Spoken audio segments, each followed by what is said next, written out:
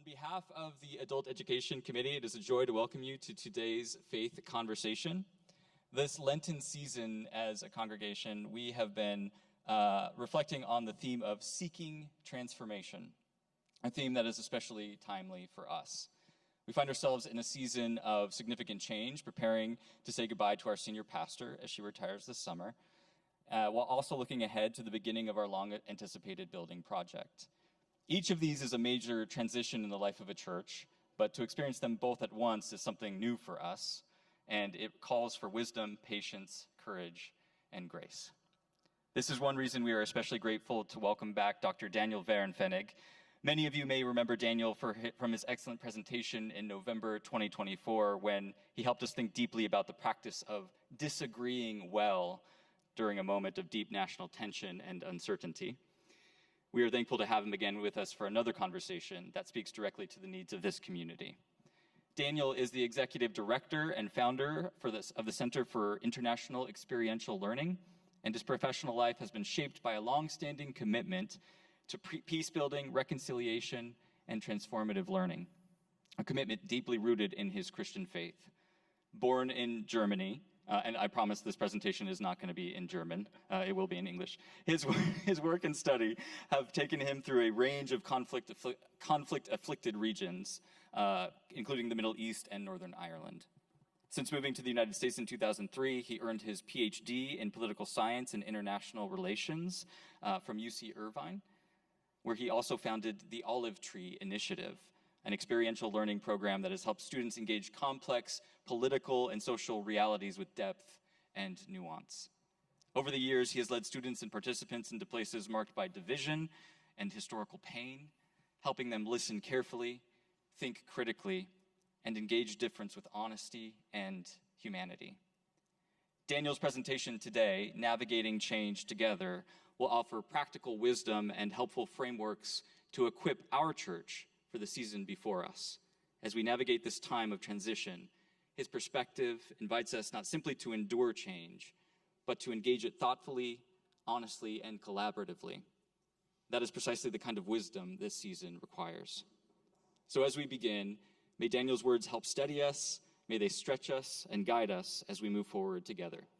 Please join me in giving a warm welcome to Dr. Daniel Wehrenfennig. Thank you. Mic is on. I have a loud voice, so I'm always just trying to, figure out how loud. Is everybody can hear me? First difficult conversation of any presentation. Thank you for having me back, and it's an honor to be back here in this time, in this particular special time of Lent, this special time of transition, of change, and thank you for allowing me maybe to offer some insights, thoughts, practices that I've come across in my years of teaching, in my years of practicing, in my years of doing this kind of work.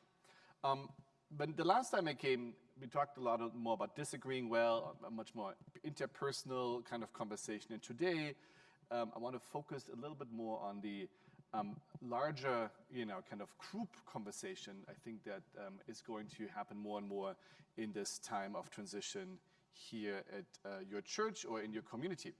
But a lot of the thoughts and advice, I think, that I will present, obviously always pertain to interpersonal conversation, interpersonal kind of decision-making or interpersonal processes. So I, just came back from 6 weeks in Europe. The last stage, I was doing a lot of work in different conflicts, talking to different communities, and the time of change, I think, is felt everywhere, and people are dealing with the same questions. And I've spoken to many different faith traditions, in the last couple of weeks, and also it's felt very deeply in those different traditions for political reason, for faith-based reason, and wherever you are. So it's a good place to be back, and I'm happy to present some thinking. I want to fill the time, and because I'm a practitioner means I really like not just, which that's not true. I'm a professor, so I like to talk. And I'm a practitioner who knows that talking is only so much of what gets through. So I also will look forward to all of your involvement a little bit in some of the learning and practicing, because I think that's very important as we approach this larger topic. So navigating change together. There's a lot to say, and in an hour, certainly not enough time to even scratch the surface. So I want to today look at 3 important parts.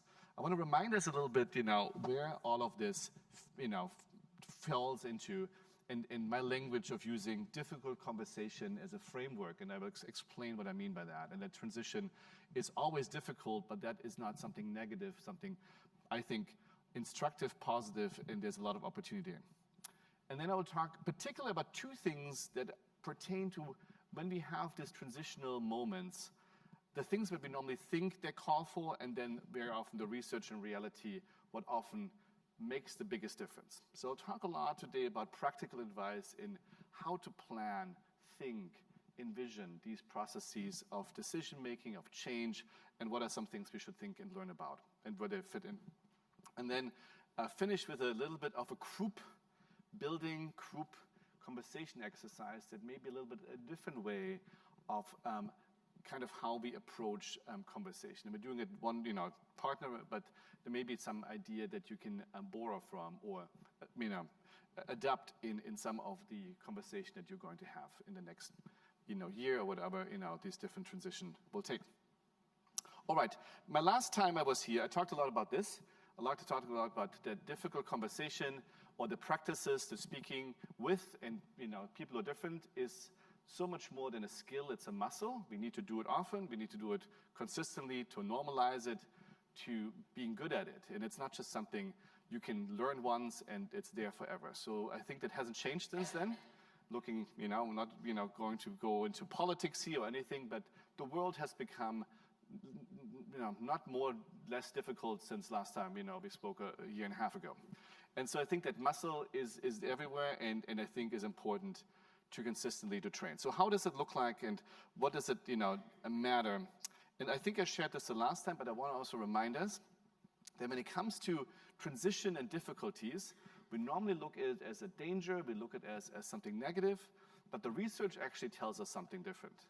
That difficult conversation transition processes are actually a great place of growth, opportunity for growth, of opportunity for learning something, of deeper relationship, of creativity, of challenging each other, and how important that is in our lives on all the levels. And we can go into examples of, last time it just came out of COVID, so I think I was not ready to talk a lot about COVID, but now, a couple of years ahead, how much has this terrible, situation of COVID pushed medical research and mRNA technology and new research things be coming out? So that the human response to crisis, to difficulties, to transition is often marked by growth and opportunity, or can be marked by growth and opportunity. And so far, we still say, research-wise, it doesn't feel like it, that most conflicts and difficulties, 60+% still end up in a growth mindset versus in a negative, breaking away, polarization, the things we normally expect and see.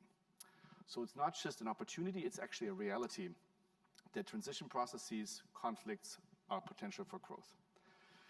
When it comes to groups, I want to give you another motivation here and a framework that I've been using a lot, and that I think is really important, to the church, particularly the role of the church and of faith communities more broadly.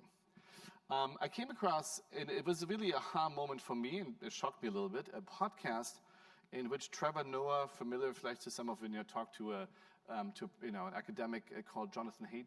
He writes a lot more about the use of cell phones, and I have a 2-year-old. Last time I came, my daughter was just born. Now she's 2-year-old, so the screens are very interested. So I'm like reading and learning of how to manage it. And in the conversation, they talked about how playgrounds have changed.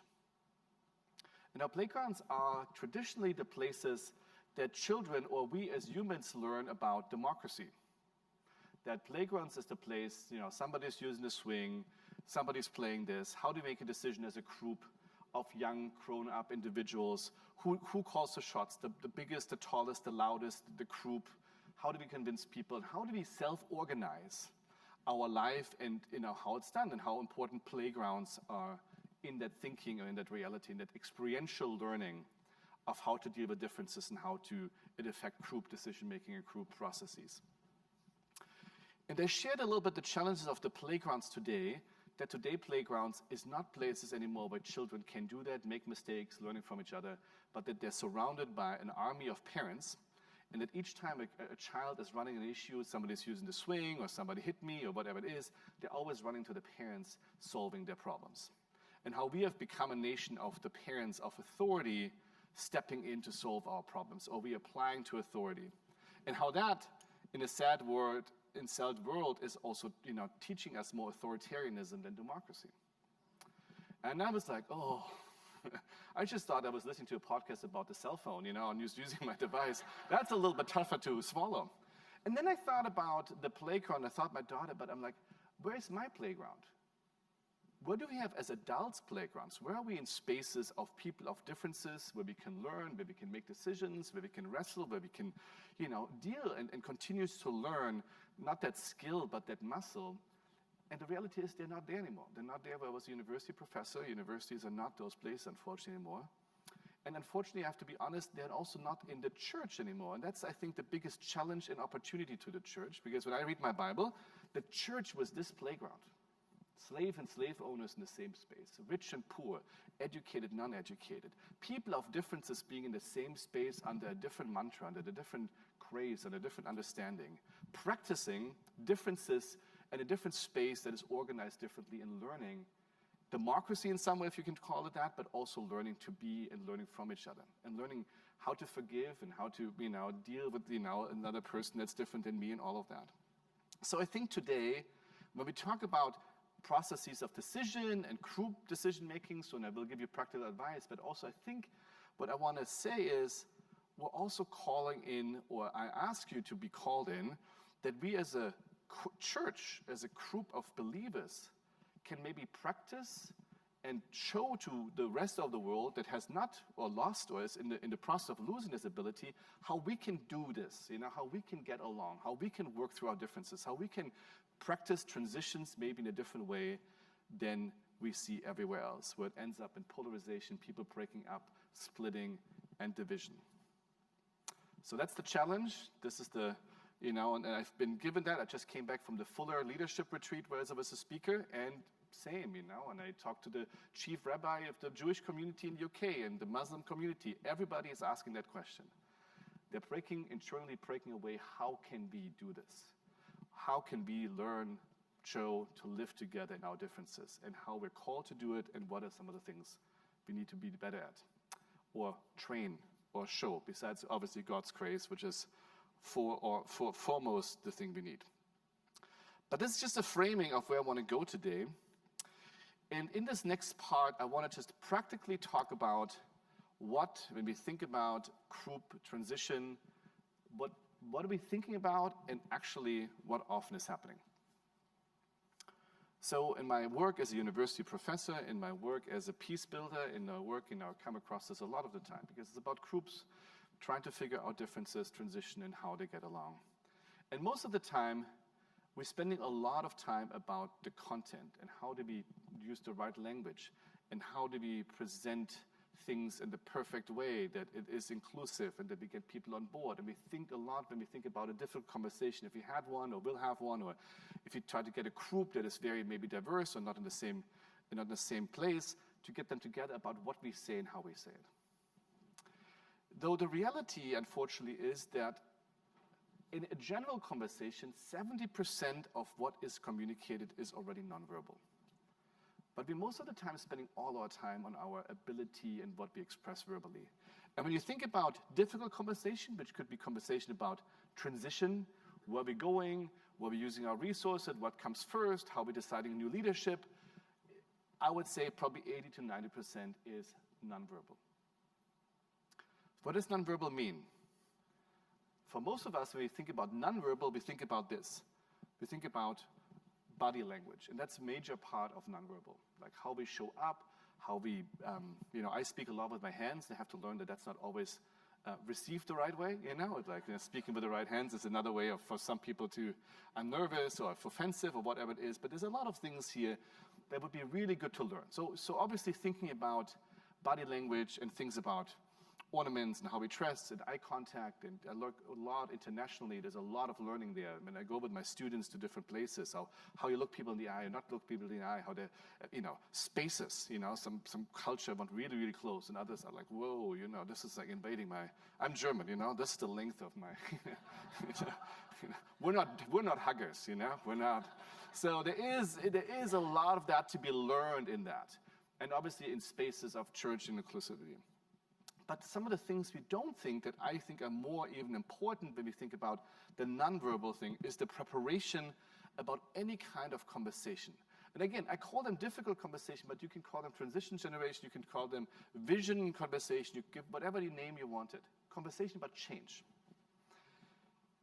And it's a lot about the things around the conversation, the preparation, the thoughtfulness, the alignment and the thinking through that, I think that makes the biggest context and biggest change. And I've seen it in my work in every place. And I can give you many, many stories about international big conflict resolution that falls apart here. Not about what's being said, just about thoughtlessness about preparation or thoughtful preparation in a positive way to get people more on board, feel accepted, feel heard, feel safe, to really engage in that.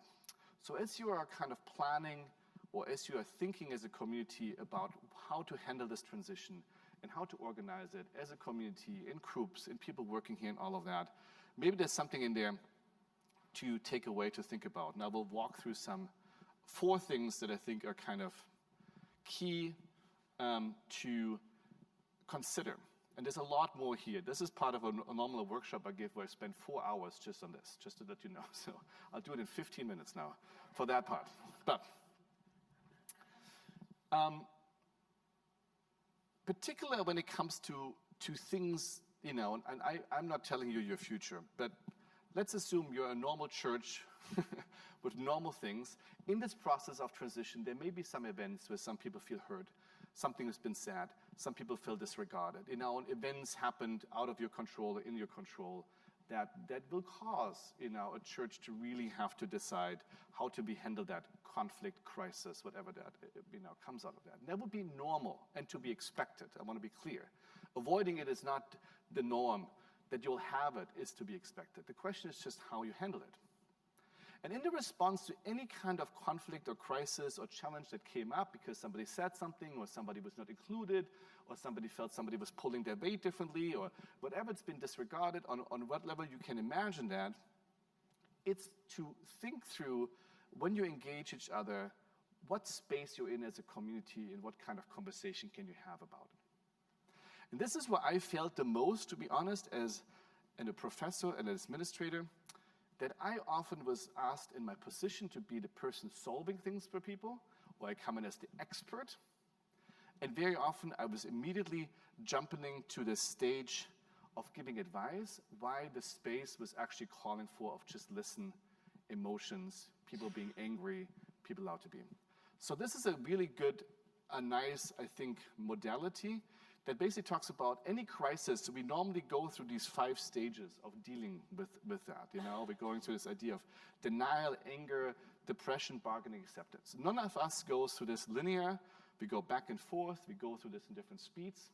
But we're all kind of working through that level of that, kind of when something happened in lives, particularly harder, bigger events, but even smaller things you can have that, with just frustration. We can't believe this happens, frustration about it. Then what do we do about it? Forget it, depression, sitting with it, before we come to a point of how do we work through it? And the language here is bargaining, acceptance to a new leadership. But the most important part to all of this is, in these spaces, the conversation asks for different things to do. So when people are still, after a crisis, are still in the space that they feel very raw, feel very hurt, feel very misunderstood. What is called for is this idea of just sharing information and communication, just listening to each other. I had to learn that often I just had to sit and people be angry at me. Not at me, it's sometimes the position I hold, the university I represented, the position I represented, the people I was, kind of speaking on behalf of. And not to be offended by that, but also allowing that there was a space of frustration and allowing people to voice their frustration because they just want to be heard. And also to how to manage that process, how long should that take? Because that's just the only thing we do, just being frustrated at each other. That's also not helping long term, but also saying, we had this part now, when do we go into kind of a different space? And a lot of miscommunication or further hurt comes when people get together and one wants to offer help and the other person wants to just be angry and being in this emotional space. And then we can take this also in differences. Somebody passes and I had death in my life, and I love my friends and community, but how many people just come and offer advice and support, and that's not at all what I want to hear at that moment. I just want people to sit with me on the space. And everybody's different in that, but this kind of how even well-meaning responses can sometimes cause more misalignment or more issues. So when it comes to that space as a transition, as a community, when you think about what you're doing, where you're going, what the next steps are, to check in where you are emotionally. Are we in a space where it's just something happens, we need to listen to each other first? Are we on the same space, we kind of can negotiate, or some of us can do it or not, will be a really important part to do. And sometimes some of us as a community can do certain things and others are in different spaces. But negotiating that and talking about it and checking in is really, really key. So checking in also yourself where you are at in having difficult conversation and talking about transition or not will be important to ask. And just asking and checking in will buy you so much more understanding that that's even on the table of being recognized. The second thing is timing. Timing sounds, on time, there's two parts of that. Time, when should you have those processes in conversation and how much time you should give to it? There's so much to be learned here.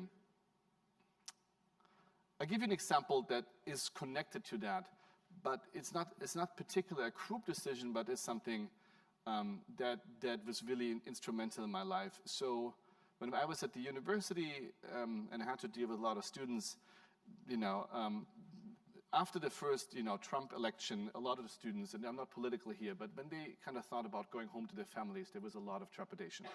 A lot of the students at the University of California felt like their parents, grandparents did not just voted for a different party, but they voted against them, their friends, their lifestyle, all of that. And I'm not giving any political here what that meant, but it meant that a lot of students were asking the question, should I go home for Thanksgiving or not?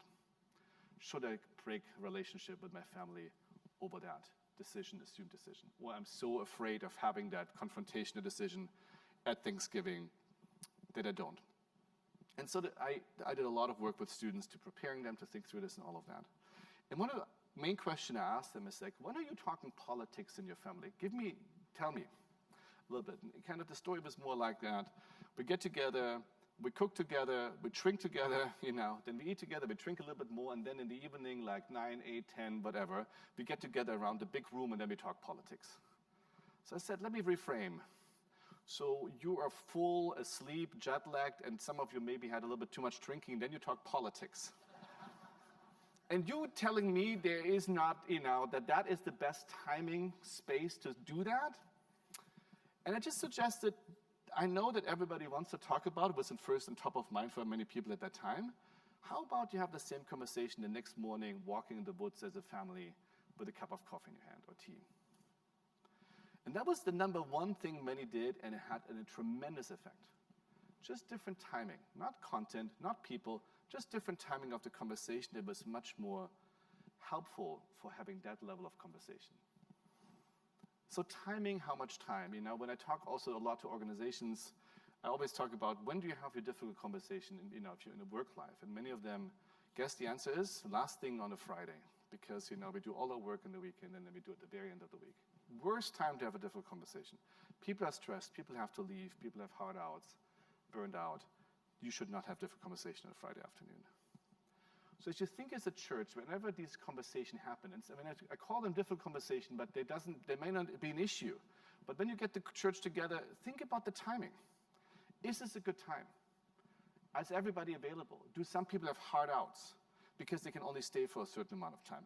Are we actually planning enough time for the things that we're planning? Because a lot of frustration will lie in this moment. Oh, They planned it at the time. They knew that was not a good time for me. So actually, that was on purpose, so I was not invited. Or this was done in a way of adding so many things, and then when it came to the real thing I want to talk about, they knew I had to leave. That was on purpose. So I could not be part of this conversation. And we are reading and be thinking and be reading into timing and what timing means and how we left out or included or who occupies more time in that space so much. That's one of the major misunderstandings that often appear all the time. So as you think about when to have this conversation, is it better to have it, break it up in multiple places? Should we have a leadership, or a time together as a church community, go offsite, to have enough time to spend? These are thinkings and thoughts you should have. And be purposely communicate about it and saying, is that better? Is that a better time or less people available? Or do we have the different modalities that some people are available for this and some people are available for his? And time is not just for difficult conversation, it's also positive thing. I dated my wife and I was in Germany, she was here. We always talked about a relationship at 3 o'clock in the morning because she came out of university. And I was hardly awake then, and then 2 hours in after having positive, loving conversation, she asked to pop the relationship question. I was falling asleep on the other side. Caused a lot more misunderstanding because of time, not because of anything else involved. And now as a parent, no surprise here, there's let's kind of figure out quick answers, 10 minutes in between our rushes of lives and busyness, cause so much misunderstanding because there's not enough time. And because we also, when it comes to time, because we have these devices, we believe responding immediately, responding directly in a short amount of time is the highest value. And guess what? Research shows it's not. Sometimes it's good to say, this is not a conversation for now, we need more time. Or I can give you a quick response if that's possible, but we need more time to do kind of a quick, exchange and timeliness. So think about time. One is the time. Place. When Jake said, in this space, I'm like, this is amazing. For me, as somebody who's a conflict resolution expert, worst place. Benches. No ability to move people around, mix things up, group. This space has a memory, a beautiful memory, but it holds authority. If I stay up 3 steps here, you'll not recognize it, but I will buy myself authority. And I will speak in that way. So this place holds memory, it holds things, and this is good, but it's also to be recognized. And if people come into this place with feeling not heard, not talked, not seen, feel kind of like that authority is not really in a good way, it communicates, it already kind of creates more of a hurdle that some people might want to not be in that space or doing that space. And I'm not saying don't have it, but just be aware of space. What do you do it? How do you hold this conversation? Who do you invite? How do you structure it? And what do you do? And I give you, there's so many well-meaning, you want to have people showing up. Also, how many people are part of this conversation in the place? How many people is missing? Is it, does it feel as a good mix? Can you kind of break it up? And I cannot tell you how many times I've been at fault trying to be my best self of including everyone. And, in corporate university setting, it's always the worst because I just laugh about it today, but when I was in charge of all this campus climate stuff, we were sitting like the nights around the round table. I was in the middle of the chair with all these professors, and then the students came with their complaints, gracing us with their presence, and we blessed them, with their... It was just terrible. I mean, it was well-meaning, we offered them coffee and cookies, but they came in our space, and there was the power, of the 15 of us sitting there. Terrible. Not a space, really. And that, again, you come into that, and it already communicates a distance, already communicates power, it already communicates this is not a space that is fair, that's, I'm already coming in here misunderstood or not being seen or not being represented. So how do you, timing, place where you have, think through that and how that can really matter. And think about the 90%, that is what's understood. And it's just not just a rational thing, that it's just how we read into that. And we may even say it, but we just experience it, we feel it. We kind of feel small or we feel heard if it's the opposite. The last thing I will share here, and then I will have you kind of do some work here or some sharing, is to check in, especially in transition processes, there's always different sequencing. When you have to make decisions on the building. I have no knowledge, nobody told me anything. I don't even know what the building is, I'm just know there's a building campaign, and I know there's a leadership transition. But anytime, there's always a space when you kind of on a space of listening, and suggestions are welcomed, and there's a lot of ability to move and to make adjustments, or to, like you have more leaders, and people come and, give sermons or meet people, and you kind of decide where things are. There's always spaces of there's an openness. And then there's spaces and times when decisions need to be made, where there's kind of not as an openness anymore to have everything suggested or changed because you've already done a different process. So we talk about this, and it kind of talks about different conversation. There are two different kind of conversation generally: listening conversation or persuasion conversation. And they're not judgmental. Persuasion sounds so negative, but any conversation that a decision has to be made is a persuasion conversation. Anything that the outcome has to be, we have to make some movement decision. Anything that's an open-ended conversation is a listening conversation, where we just listen.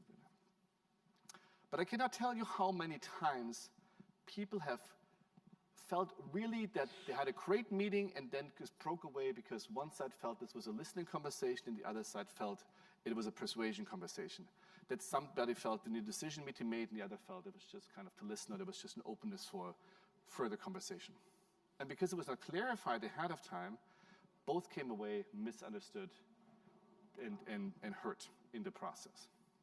So as you manage this process of transition, be really clear to talk to people. This is a time of listening, suggestion, and involvement and feedback, and everybody should be part of it.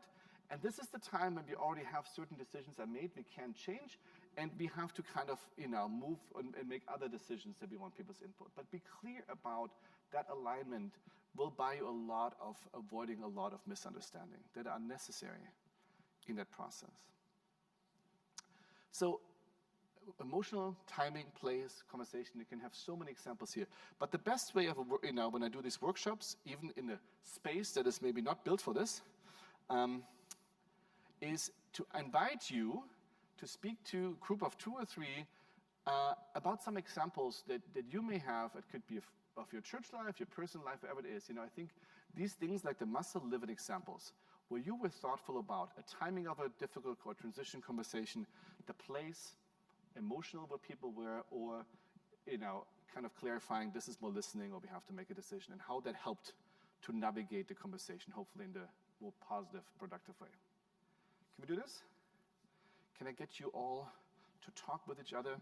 Use any prompt for just a couple minutes, living in the real world, talking to each other about an example, about particular setup, time, place, all of those, and I go back to them, you can see them, where that mattered, or where you kind of approached it and it had an impact.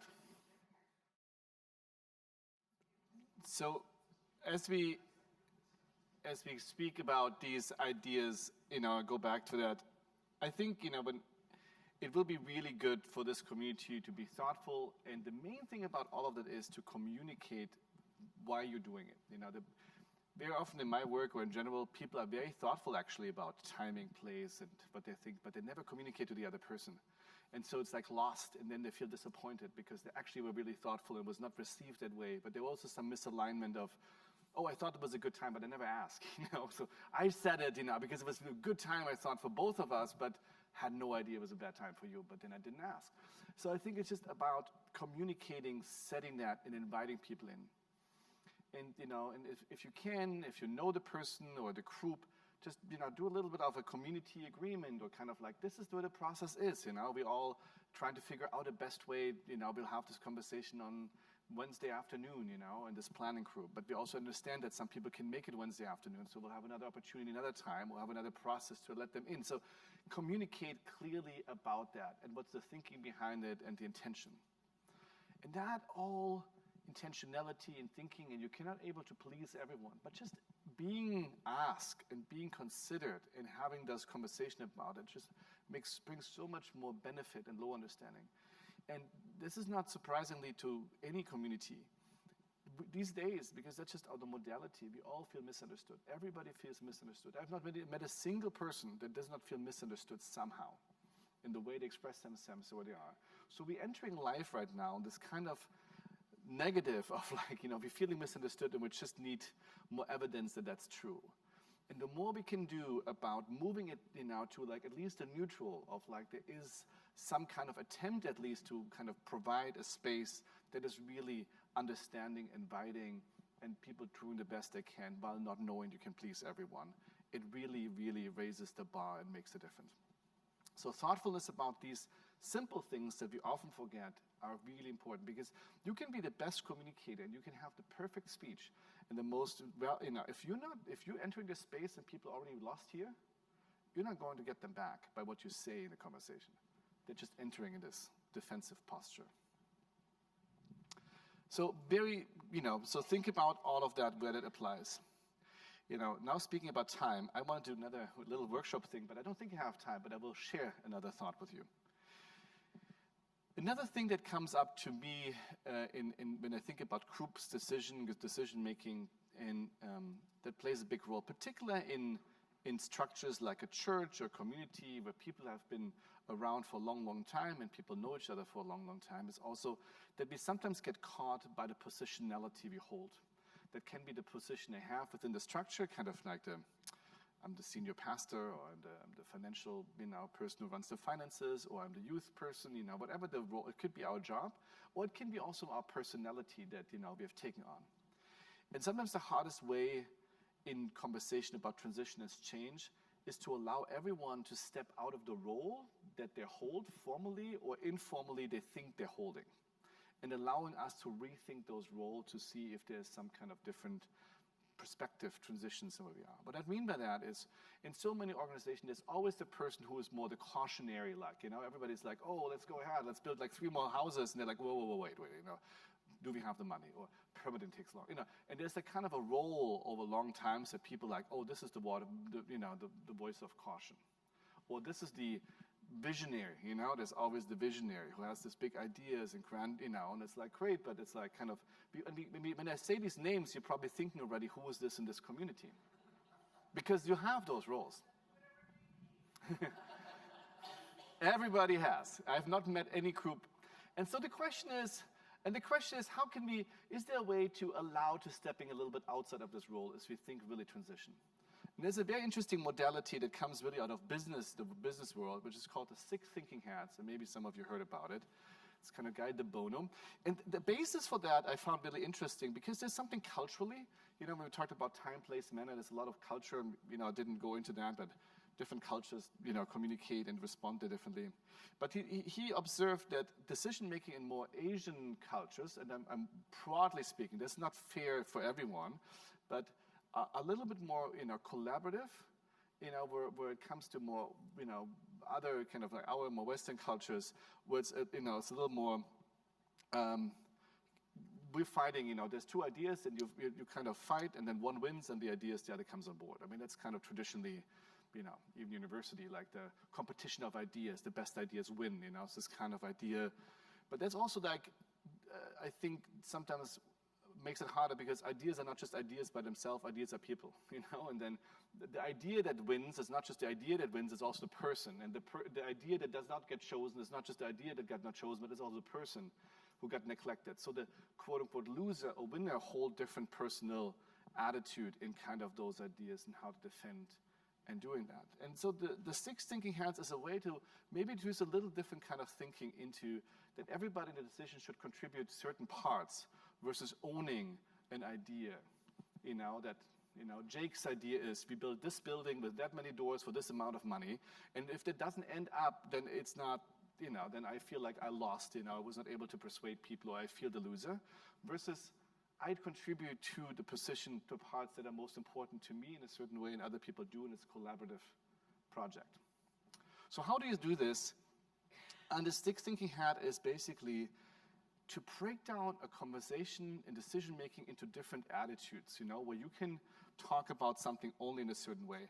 So this is like kind of a modality. This was the prompt, so luckily you didn't get to that, Maybe that would have been helpful here. Starting a difficult conversation about what you think about transition. But the idea is that you would say, we don't have time for that, but the exercise would have been, so the prompt would have been, you entering the space of transition here, and then, whatever position you hold, information, who is holding any position in this conversation, if any. But then kind of like, how do people feel about transition? Because there are always some people who feel about transition very great, there's an opportunity, and some people are just more scared of it. And then you kind of walk through putting on a hat. So each as a group says, for this moment, we can only talk about what is the opportunities about getting a new building. What is, and we can all, and everybody should share something opportunistic. So even if I'm the most negative person in the world, I'm asked to can you see any opportunity in that space? And it's fascinating then how you allow people to speak outside of their role into something or in a way that you never heard them speak. Because they put on this hat for this moment, and that's what you do. And then you move towards, what are some of the challenges, What are some of the creative thinking? So each of these hats represents just a way to look at the idea or look at the decision-making in a different way, and just to break it up so it's not personalized. So everybody shares a little bit, and then you kind of also see emerging, hopefully, alignments of we all kind of largely have this fear, or we largely kind of agreeing, seeing this opportunity. Or here's some of the creative thinking that we kind of, and that's another way of really managing in a beautiful way a group decision making that I think is more collaborative and doesn't feel that I won or lost, or this group or this faction, kind of got their way and the other didn't. And despite that, in the end, it's a good thing because we're a church and we have the great opportunity of a new leader and a new building. It feels like some lost and won in this whole thing, which is kind of a weird way of thinking about it. Allowing for this more group decision making. So this is just a suggestion that I found really helpful, particularly in more structured organization, which I would include churches in, because it's kind of a mix of formal positions and informal power and decisions and history and legacy and all of that, to just rethink. And people will always feel in this process they could all share the same thing they would have shared, but it's in a different way and it will be received differently because you kind of asked to speak out of role in some way. And it makes space equally for everyone to contribute to these ideas. So we didn't have enough time. I love this role play. I would have loved to do it with all of you, but I also just want to make sure we spend some more time for your questions and all of that and not just rushing and finishing a talk, on time, and then there's no more room for that. But maybe take this. I'll send this PowerPoint to Jake, and he can forward it. You can look up, it's a very simple, the 6 thinking hats modality. Read into that. It's just a nice way. Just an idea. But again, sometimes you're like, this is not for us, but we could do something similar. Many ways to do it. But it's just to break out this role. And I feel like besides timing, role playing and the role we take ourselves and how we contrive by it, is so important. That's why I'm such a believer in experiential learning. I'll take people from this place away internationally to conflict zones around the globe because people cannot talk about the issues here. But I sit with them in a refugee camp in the Middle East. I sit with them, in Bosnia. I sit with them, in Northern Ireland. And suddenly we can talk about the things we cannot talk here. Because there is something that you step out of your role, that you're in a different space, that you don't feel like you have to kind of position, defend, be that place, and that you also, the context overwhelms you. It's a fascinating and scary thing, because not everybody can easily get out of that so easily. But it is something that I'm really passionate about, to see what can we do to get ourselves shaking, like a dog, reprogram, you shake a little bit, to kind of shake up a little bit about seeing what other opportunities are out there. And I want to end with saying, this is an exciting place, this is an exciting time. It will cause hurt, it will be difficult, it will be all of the above, but it's a beautiful moment of growth. And I'm going back to the playground. And I hope that Presbyterian, your church can have me back in a year or two, and I can hear how beautiful and difficult but transformative this process has been, and how much of a playground you were able to build in it, and what you learned about all of that. So thank you for having me.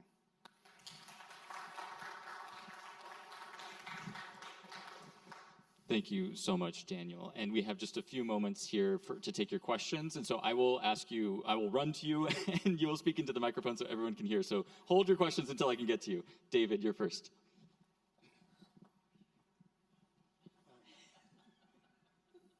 Professor, I'd like your reaction to some thought experiment on this problem of what we do here at WPC. Yeah. In construction, there's this notion of the critical path, which is the construction is planned. We need to do steps 1 through Z to get to the building. And what as a problem-solving approach, what would be your reaction to people here at WPC putting together a critical path, a tentative timeline, if you will, from where we are now to where we want to be in 3 years when we've got the new building running, and then using that as a planning structure and then having people comment on it, put meat on the skeleton, so to speak? I mean, again, I think without knowing the details, but I think it seemed to be a challenge, going back to where's the listening conversation, the persuasion conversation, to kind of structure well, what is the timeline involved? I think the hardest thing with process is to communicate, to get in alignment, so as a community saying, if we agree as a community that we want that building in 3 years, and from all we know now and all the resources we have, there's a process involved. So we have to have certain steps. So then define the steps and what the steps are in terms of when decisions have to be made, And I think then hopefully, I have no knowledge, but if hopefully you want to engage community input in that process, saying, this is the space we can have that kind of level of input. These are the kind of conversation that, given that process and the reality of we need to start building at some point and get plans approved by the city and move them through whatever that is, there need to be some kind of clarity. Where and when and how long can we do that? And then managing this process of input, but also have a clarity about what time the input has to be consolidated in the way the decisions are being made and how these decisions are being made, and the more transparent about it. This is not a process that you please everyone, but the more there's transparency and clarity about it, and not just this, oh, I missed that meeting and now my voice is not being heard, versus like, there's a process, there's the time, there's a different way of input. Checking in with people, how would you like to give input? You feel confident to be in a big space, or you would rather submit a question in the box anonymously? Should the people who are in the church as members being part of it, should there be outside advice? I mean, there's so many ways you can structure it to consider that process, but communicate clearly to the congregation, and do it, for me, experiential learning visually. Have a big board of what the phases, and move through the phases and define, like in the conflict, we're here now in this phase, and this is the level of input, this is the need we have, this is the input we have, kind of give and take in each of these levels, and how we involve our community in that space.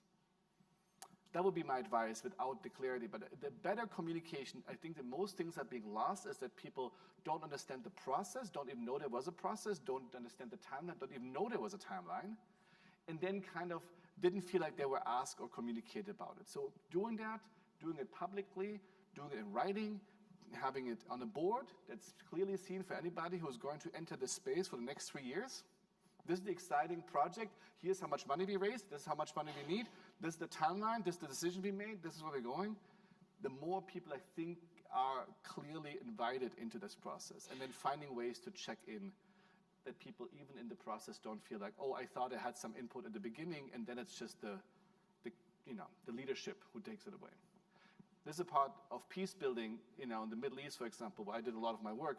There was a lot of global input to make peace, and then the leaders, the experts took it and didn't communicate to the outside world because they had to figure out the details, and the process got lost.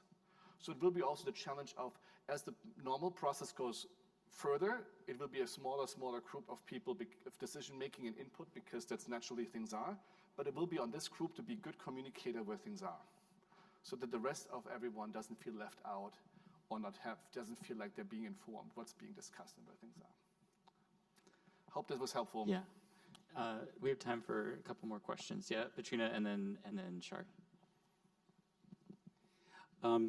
In speaking about difficult questions or difficult conversations, I think there's maybe, and I'm asking you, a tendency that we feel like we have to know what we think we know, and isn't it somehow, a better way to communicate just to listen? And the other thing is to be convinced that we don't know what we think we know, that we don't really know. And then we can hear better. Like, my hearing improves when I realize that I don't really know. I mean, even if I'm convinced that I do know anyway. You know what I'm saying? Yeah. So, in the last workshop, I have this line or this one phrase.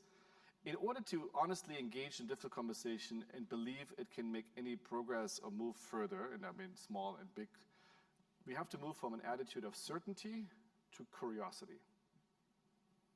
So I think if you don't have any curiosity, it's really hard to have a difficult conversation. If you enter from a space of certainty, I know it all, but I engage to this like as an intellectual exercise. If we cannot master some kind of curiosity about ourselves, about the things we find out through the process or we may learn, it's hard to have a difficult conversation. So how do we keep, and that doesn't mean take away our learning or facts or beliefs, it's just more like how can we keep that and being curious, and live in this tension. And curiosity is a muscle. And I think it's something we're missing in this societally, we're not a curious place anymore. And it's one of the things we are definitely losing, in every space. So it takes time to be curious. It's something you need to practice as a group. As it takes time to be even in a space of decision-making, hearing different perspectives. We're not in those spaces anymore, so it will be hard. And it's supposed to be hard because it is where it is. But the only way through it is doing it, learning from it, engaging in it. Daniel, Yeah. thank you so much for all of this. It's really helpful. Our little group ended up talking a bit about the number of groups that meet online within this church. And we talked a bit about what's lost in that kind of format. What suggestions can you give us to enhance online conversations? Online? Online is, has been a big challenge. And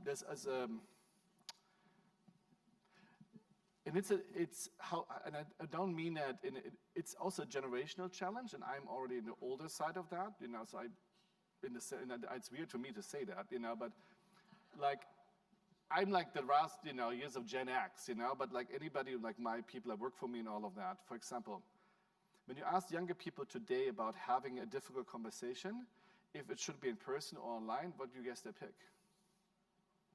Online. They feel safer online with the screen, the protection, and their space. Where everybody older would say we should have a difficult conversation in person. This is where we connect, we humanize, and we have in our attitude, without criticizing, we have a little bit of that understanding, if you're a little older, that in person is the truest version, the best version of communicating. That is not a shared understanding or reality anymore. Where for a lot of people at a younger age, the in-person is dangerous, you get trouble, canceled, you cannot speak freely. I mean, there's crazy numbers. I hate crazy is a terrible word. There's very challenging numbers. 65% of university students are afraid to say what they think these days for the negative consequences could have on them and where they are. So this engagement, the polarization is pushing us to a way of really internalizing, and the online feels a little more safer, or the ability to be as safe as I can be to engage in that. So what I'm trying to say to that is understanding who is online, generation who is online, is the opportunity for them to check in with them, what is the space online that allows them? Is it because they can't move, is it a mobility issue? Is it a way they like to engage because it does feel not as safe or as inviting or as complicated, just to ask curious a lot of questions. What are your spaces in? And then to see how in that spaces, what are the hopes to the future of this community to stay connected or not? Understanding that a lot of people will feel like the people online, while being important, don't represent or not as present in some of the decision-making process in others. And how can you then mediate that? Can have an online forum conversation, versus an in-person, or both, try this different modality that also they know we were not excluded. Because I've done a ton of workshops where people are like, oh, we have a couple of our employers not being here, and they're just on the screen. They were not involved. I mean, it's a nice gesture, but it was not the same. So these hybrid formats are hard. So I think it's like choosing to do an online, because that's the space, or an in-person if it can be that space, and really regulating that. And then I think there's a lot of asking questions about, is online just a modality that out of necessity, out of personal choosing, and also the experience of online. In the first question that I ask always to faith conversation, do you know how your online community feels of being included or not, or what are they taking away or getting from this conversation at the community? So ask a lot of questions there first. I just ask more questions and give an answer, but I think there's just something to in that. And online is a very particular space that is hard. It's a lot of change, and it's so flexible that I'm each time I'm very aware that my understanding of online is not what a lot of other people feel about it. Daniel, thank you so much for your wisdom. Absolutely. You've given us so much to think about and so much to consider. Thank you. Thank you.